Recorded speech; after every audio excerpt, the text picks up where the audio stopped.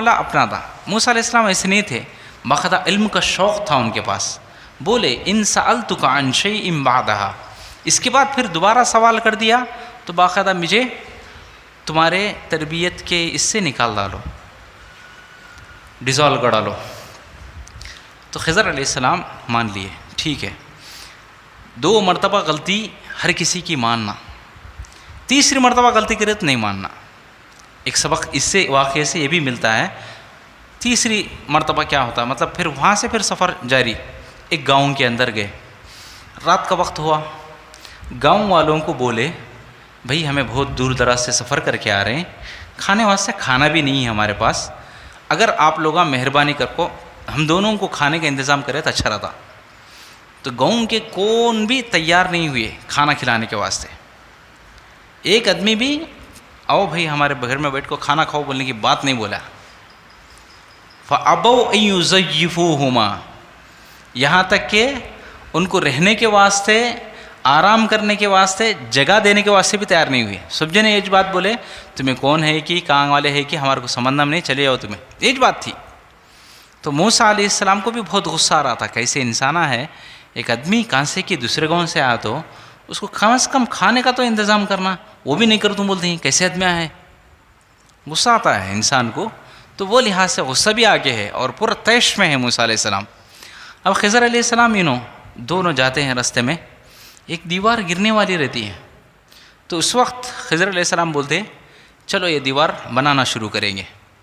تو دیوار کو کھڑی کر دی جاتی ہے. تو کھڑی کرنے کے بعد موسیٰ علیہ السلام بولتے یہ کام ہمیں مجری کے حساب سے بھی کر سکتے تھے. جو گاؤں کے آدمیاں ہمارے کو کھانا نہیں دیے اور رہنے کے واسطے جگہ بھی نہیں دیے, ایسے آدمیوں کے اوپر, ایسے گاؤں کے اوپر رحم کر کو فری میں بنانا گئی کو, پیسے لیتا تو اچھا رہتا نہیں رہا. تو اس وقت خضر علیہ السلام بولتے ہذا فراق بینی و بینک, یہاں سے تمہارا راستہ الگ, میرا راستہ الگ. کہ بولتا تیسری مرتبہ غلطی ہو رہی ہے موسیٰ علیہ السلام سے, سوال نہیں کرتا ہوں بولے, پہلی مرتبہ بھول گیا لوگ کو بولے, دوسری مرتبہ اب ایک مرتبہ غلطی نہیں کرتے لوگ بولے, تیسری مرتبہ غلطی ہونے کے ساتھ باقاعدہ بول دیا ہذا فراق بینی و بینک, اب سے تمہارا راستہ الگ, میرا راستہ الگ. اور اس کے بعد خضر علیہ السلام بولتے سأنبئک بتأویل ما لم تستطع علیہ صبرا, میں تمہارے کو بولتا ہوں جو واقعے ہمارے سے پیش آئے اس کے پیچھے کا یعنی سیکنڈ سائڈ کیا تھا بولتے سو میں تمہارے کو بتانا چاہ رہا ہوں. تو موسیٰ علیہ السلام بولتے ٹھیک ہے کیا ہے بتائیے. تو خضر علیہ السلام بولتے جس پڑوے میں ہمیں بیٹھے تھے, جس کشتی میں ہمیں بیٹھے تھے, وہ کشتی ایسی جگہ سے جا رہی تھی کہ وہاں پر ایک بادشاہ اچھے اچھے پڑووں کو دیکھ کر غصب کر لیتا تھا, مار کو بھگا دال کو پڑوے لے لیتا تھا, اچھے دکھے تو بس کاٹ لیتا تھا. ان کا پڑوا پورا اچھا خوبصورت دکھ رہا تھا. تو میں کیا کر دیا فَأَعِيبَهَا, عیبدار بنا دیا.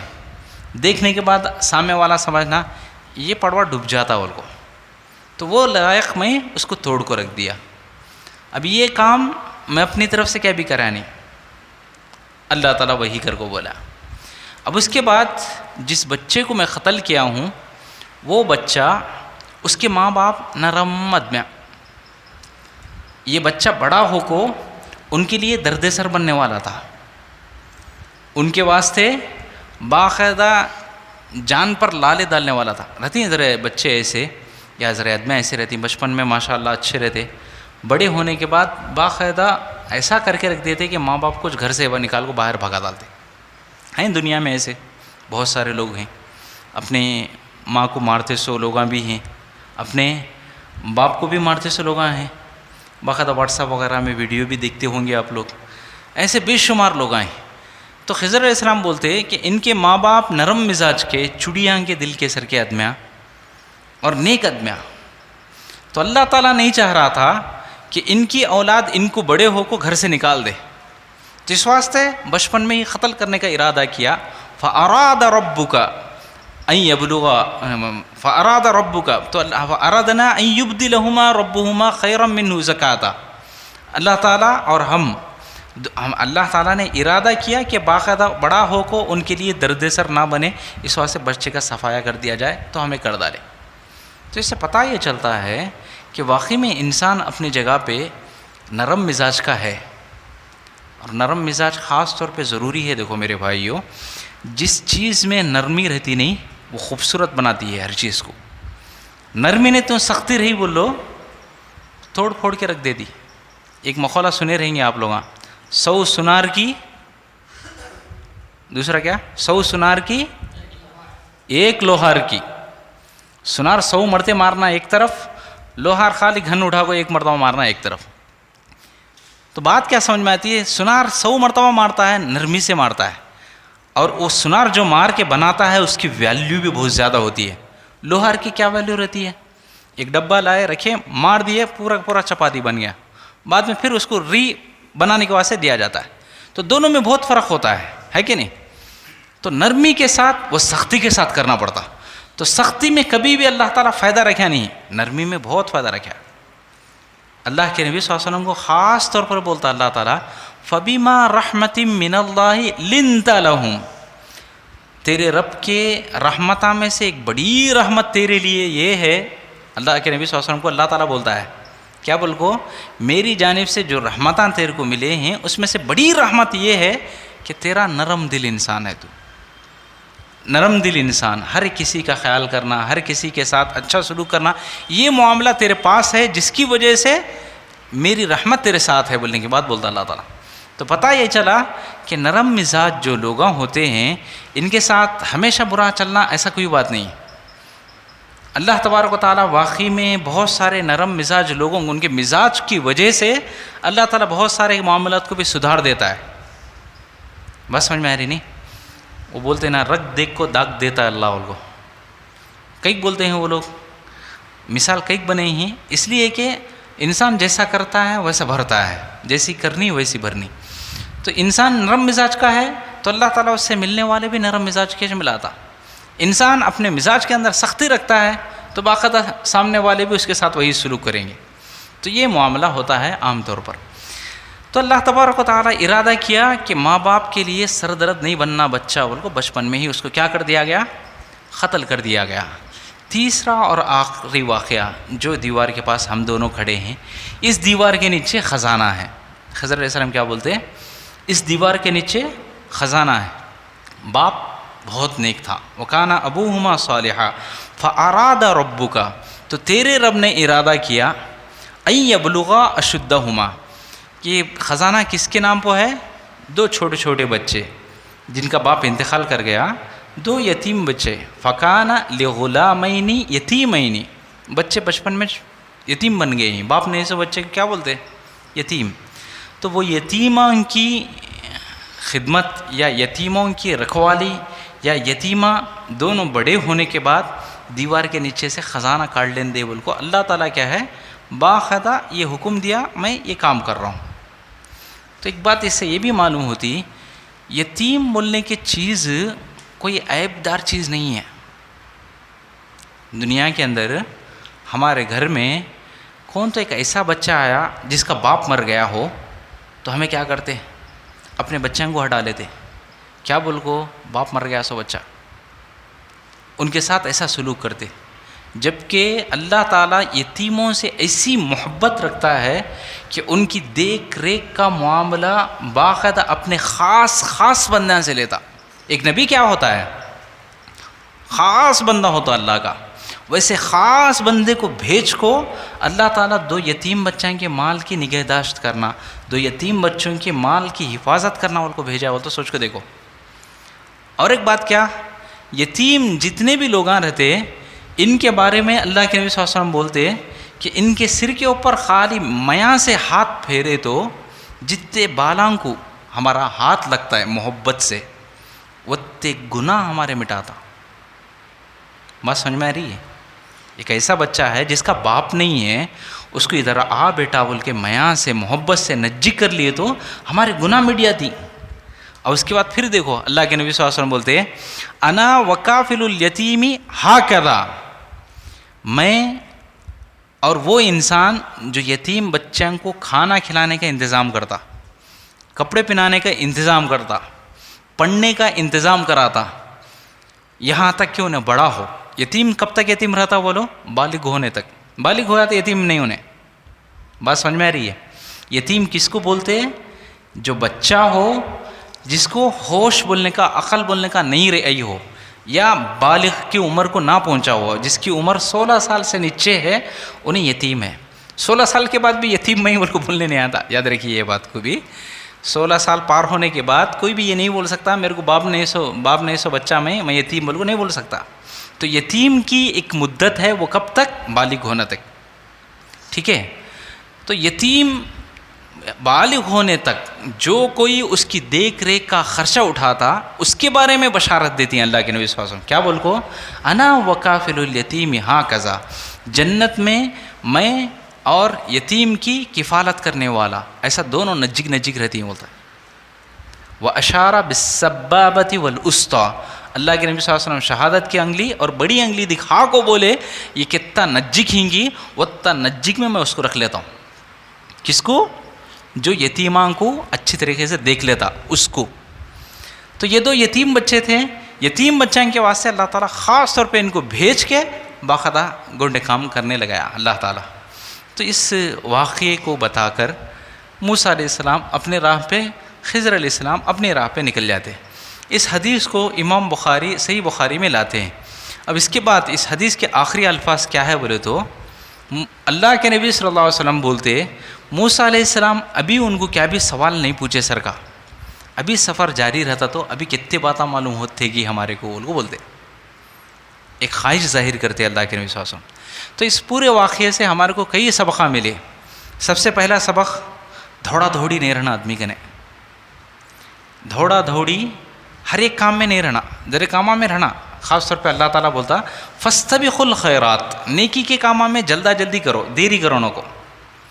اور یہ بھی بولتا اللہ تعالیٰ سابقوا الی مغفرۃ، گناہوں کی معافی مانگنے میں باقاعدہ دوڑو بولتا، بھاگ کو اللہ تعالیٰ سے معافی مانگو بولتا۔ دیری کرو نہ کو، گناہ ہونے کے بعد فوراً معافی مانگو، دیری کرو نہ کو بولنے کی بات بولتا۔ تو یہ کاموں میں جلدی کرنا ہے، ضروری ہے، لیکن دنیاوی کاموں میں جلد بازی سے کام نہیں لینا۔ آدمی جلد بازی میں وہ کام کر جاتا ہے جس کے بعد پچھتانا پڑتا آدمی کو۔ تو جلدی میں فیصلے نہیں کر لینا ہے، جلدی میں اپنے آپ میں سوچ لینا نہیں ہے۔ اللہ کے نبی صلی اللہ علیہ وسلم خندق کھود رہے تھے، اس وقت ایک صحابی بولے میں گھر کو جا کے آتا ہوں۔ گھر کو جانے واسطے نکل کے جا رہے ہیں تو اللہ کے نبی صلی اللہ علیہ وسلم بولے کئی کھوندے، اچھا تمہیں اپنی تلوار رکھ لے کے جاؤ۔ تو صحابی تلوار رکھ لے کے اپنے گھر گئے۔ گھر کو جا کو دیکھے تو کیا ہے، ان کی بیوی باہر کھڑکو ہے۔ غصہ آ گیا ان کو کہ پردہ کرنا چاہیے، گھر میں رہنا چاہیے، باہر آ کو کھڑکو ہے۔ بہت غصے میں ہے۔ بیوی سمجھتی تھی شوہر کا غصہ کیا ہے، اور فوراً بولی میں یہاں کھڑنے کا ریزن کیا ہے، بولتا تمہیں اندر جا کو دیکھے تو معلوم ہوتا، اندر سانپ آ کو ہے۔ تو یہ صحابی کیا کرے، وہ اس تلوار لے کے اندر گھسے تو باقاعدہ جھولے کے پاس، بچے کے جھولے کے پاس سانپ ہے۔ تو وہ صحابی گئے، فوراً اس کو 2 ٹکڑے کرے۔ روایت میں آتا ہے پہلے وہ سانپ مر گیا یا صحابی مر گئے پتہ نہیں چلا، لیکن دونوں مر گئے۔ بات سیدھا خبر پہنچی اللہ کے نبی صلی اللہ علیہ وسلم کو۔ تو اللہ کے نبی صلی اللہ علیہ وسلم دوڑے آئے، دیکھا کہ صحابی بھی شہید ہو گئے ہیں، سانپ بھی مر جا کو ہے۔ تو اللہ کے نبی صلی اللہ علیہ وسلم صحابہ کو، سب لوگوں کو سمجھاتے جب بھی تمہارے سامنے سانپ آیا یا کوئی بھی ایسی مخلوق ہے جو جان لیوا ہے تو اس وقت 1 سے 2-3 مرتبہ بولو۔ کیا بول کو؟ جن ہے تو چلے جا، جن ہے تو تیرا رستہ لے لے، یہاں رہنو کو۔ یہ 3 بار کم سے کم بولے، اس کے بعد وار کرے۔ سانپ آنے کو سیدھا اٹھ کو جا کے مارنے کا نہیں ہے، 3 مرتبہ بولنا ہے۔ کیا بول کر؟ جن ہے تو چلے جا، جن ہے تو چلے جا، جن ہے تو چلے جا، اور اس کے بعد وار کر کے مار دینا ہے۔ تو جلد بازی میں دیکھو کتنا بڑا نقصان ہو گیا۔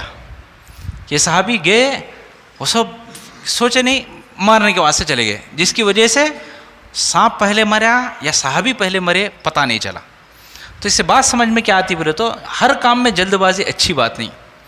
اس کا مطلب یہ بھی نہیں ایک دم سست خور بنے، سستی بھی اچھی چیز نہیں ہے. سستی ایک ایسی چیز ہے جو انسان کو برباد کر کے رکھ دیتی ہے. سستی سے جہاں تک ہو سکے انسان جان چھڑا لا تو بہت اچھی بات ہے. اور سستی ایک ایسی چیز ہے جو انسان کو بھلائی سے خیر سے دور رکھتی ہے، محروم رکھتی ہے. تو سست و خوری کبھی بھی نہیں کرنا ہے. 3 صحابہ جنگ تبوک میں جانے سے سستی کرتے انہوں کیا بول کو ابھی جاتے ہیں دھپکالا ہے، انہوں پہنچنے تک خالی گھوڑا لے کو ہاں سے نکلا سو نکلنا سیدھا ان کو جا کے پہنچ جا تو لے سما نکلیں گے سما نکلیں گے سما نکلیں گے. ایسا 20 دن بیت جاتے ان کے. کتنے دن؟ 20 دن. سمجھیں گے سمجھیں گے سمجھیں گے. سستی ایک ایسی چیز ہے. تو یہ سستی کی وجہ سے کیا ہو جاتا، باقاعدہ اللہ کے نبی صلی اللہ علیہ وسلم آنے کے بعد ان لوگوں کو سزا دی جاتی. 40 دن تک کون بات نہیں کرتے، بیوی ایک جنی بات کرتی. 40 دن ہونے کے بعد پھر اللہ کے نبی صلی اللہ علیہ وسلم بولتے بیوی بھی بات کرنا نہیں، کون بھی بات کرنا نہیں. 50 دن ہونے کے بعد اللہ تعالیٰ وحی اتار کو ان کے بارے میں بتاتا، ان کو میں معاف کر دیا بول کو. تو یہ 3 جنہ کا ریزن کیا تھا بولتا، سستی تھی. تو سستی کی وجہ سے انسان کیا ہو جاتا ہے، باقاعدہ اللہ کی رحمت سے دور ہو جاتا ہے یا بھلائی پانے سے محروم ہو جاتا ہے. تو سستی کبھی بھی انسان کے اندر نہیں رہنا. ایک موٹی مثال دیتے ادمیاں، 2 جگہ شادی تھی کہتے، ایک ذرا دور ایک ذرا نزدیک. مثال کے طور پر نندی گٹکر میں ایک شادی اور ایک شادی مچھمری میں. تو آدمی کیا سوچا، مچھمری میں بھی کھائیں گے یہاں بھی کھائیں گے، لیکن سستی ہے آدمی کے پاس. سوچا کہ 3 بجے کے ٹیمپو وہاں جا کو کھا لیں گے، اس کے بعد نندی گٹر میں کھا لیں گے، کیوں بھی گومش نہ رہتے. تو وہ کر کے باقاعدہ سستی کر کے وہاں پہنچا تو وہاں پورا کھانا ہو گیا تھا. ارے بھائی یہاں کھانا ہوا ہے، کم سے کم نندی گٹکر میں تو شادی میں مل جاتا، بول کو پھر آگے دیکھا ہے یہاں تو یہاں بھی ہو گیا تھا. تو انسان کے اندر یہ کاہلی کیا کر دیتی ہے، ہر جگہ کے خیر سے محروم کر دیتی ہے. تو اس ایک دم سست بھی نہیں ہونا ہے انسان. ایک لطیفہ سنایا جاتا ہے، ذرا بچے بیٹھو تھے، بیٹھو سو بچوں کو ایک بڑے آدمی آ کو بولا تمہارا سب جانا میں سست خور کون ہے کہ بولو 10 روپے انعام دے دوں. بولا تو سب بچے ہاتھ اٹھائے، میں سست خور میں سست خور میں سست خور بول کے.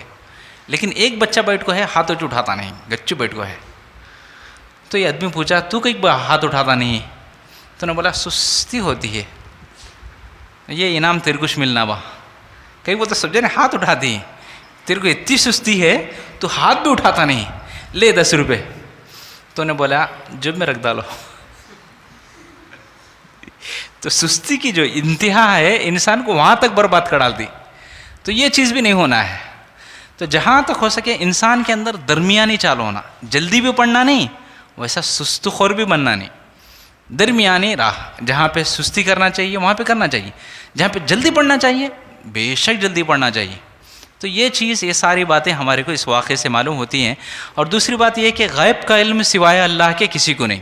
خضر علیہ السلام ہر بارے میں کیا بولتے تھے، بولتے فَأَرَادَ رَبُّكَ فَأَرَادْنَا، اللہ تعالیٰ نے ارادہ کیا، ہم لوگوں نے ارادہ کیا، مطلب اللہ تعالیٰ نے مجھے بتایا. تو ہر ایک بات غیب کی جو بھی ہے میرے کو اللہ بتانے سے میں کر رہا ہوں، لیکن میری اپنے وما فعلتہ عن امری، میں اپنی طرف سے بھی کیا بھی کرنا نہیں بول کو خضر علیہ السلام بولتے.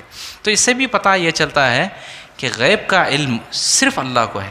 اس کے علاوہ دوسرا کتنا اڑ کو جاتا سو آدمی آپ کو بولا تو بھی حقیقت بھی بولیں دے، ہمارے کو جو چلا تھا وہی بولیں دے، تب بھی کیا ہے اس کی بات پر بھروسہ نہیں کرنا ہے. ایک ہی بات بولتا ہے نا، میرا ایمان ہے میں اللہ کو غیب کا علم والا بولتا ہوں، اس کے علاوہ کون بھی غیب کا علم نہیں رکھتا. یہ بات رکھو، اپنے راستے کے لے کے نکل جانا چاہیے. تو بہرحال یہ ساری باتیں اس واقعے سے معلوم ہوتے ہیں. اللہ تعالیٰ سے دعا کیجیے پروردگارہ کہنے والوں کو کہنے سے زیادہ، سننے والوں کو سننے سے زیادہ عمل کرنے کی توفیق عطا فرما. اے اللہ ہمارے گناہوں کو معاف فرما، اے اللہ ہماری نیکیوں کو قبول فرما. اے اللہ جو پریشان حال ہیں ان کی پریشانیوں کو دور فرما. اے اللہ جو تنگ دست ہیں ان کو خوشحال بنا. اے اللہ جو بیمار ہیں ان کو صحت کاملہ اور شفاء عاجلہ نصیب فرما. اے اللہ جب تک ہم لوگوں کو دنیا میں رکھ، ایمان اور اسلام کی حالت میں زندہ رکھ، جب موت دے تو ایمان اور اسلام کی حالت میں موت دے. آمین یا ارحم الراحمین. انشاءاللہ برابر 3 بجے وتر کی نماز پڑھیں گے.